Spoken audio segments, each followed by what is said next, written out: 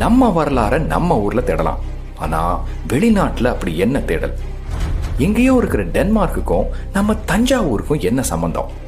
400 வருஷத்துக்கு முன்னாடி அப்படி முக்கியமா என்ன நடந்தது? எல்லாத்துக்கும் மேல டென்மார்க் நாட்டுல இருக்கிற நம்ம நாட்டு பொக்கிஷங்களை நாம பார்க்க முடியுமா?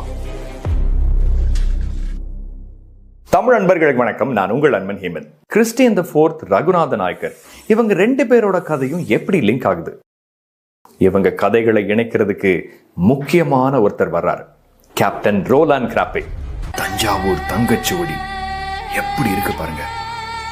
பல நாள் கனவு. சொக்க தங்கத்துல செய்யப்பட்ட சுவடி.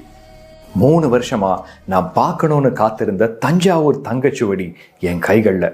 உடம்பு முழுசும் புல்லரிச்சிருச்சு. இது ரொம்பவே மெல்லிசா இருந்தாலும் திடமாவும் இருக்கு.